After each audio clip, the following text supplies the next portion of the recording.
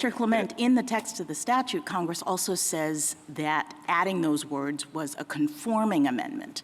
And we have case law that indicates that conforming amendments don't make substantial changes. So I'm a little worried about the suggestion that this is a substantial change in light of Congress's statutory statement that this is a conforming amendment. So, Justice Jackson, I would say you have cases that go both ways on this. You certainly have the case that the Fifth Circuit en banc relied on in rejecting this argument is Burgess against the United States, which stands for the proposition that even a conforming amendment is a real amendment and you give the words their effect. And in my reading of the cases that go the other way, they don't really deny that words that pass through bicameralism presentment have to be given their effect. In cases, sometimes you go through the analysis, effectively determine that the words don't have a dramatic effect, and then note at the end of the analysis that it was a conforming amendment. But we do have a Meeke here, an amicus brief, that talks about another option that really does make sense of the conforming amendment analysis. In other words, this amicus, and I'm referring to the Governor John Bell Edwards brief, indicates that in the House report and in the legislative history, Congress explained that what it was trying to do when it added or relating to was expand the types of actions that could be brought. In other words, there had previously been concern that pre-discovery suits were not able to be removed. Congress explicitly changed the statute to include them and then put or relating to, says the amicus,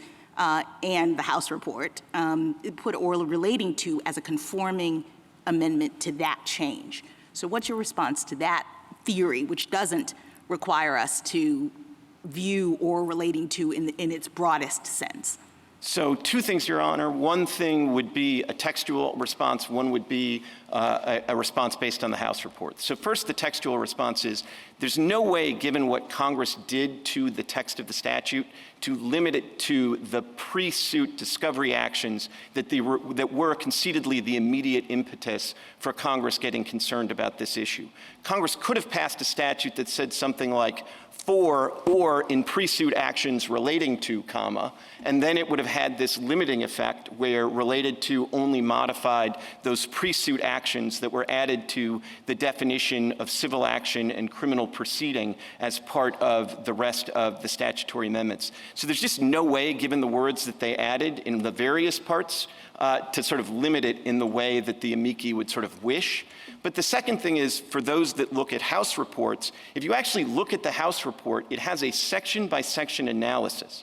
And there is a specific explanation of what the House thought it was doing in 2B of the statute, which is the specific provision, call it a conforming amendment, but the specific provision that added the related to language. And Congress said that it was rewriting the statute to essentially expand the universe of suits that could be removed to acts that could be removed by federal officers to federal court.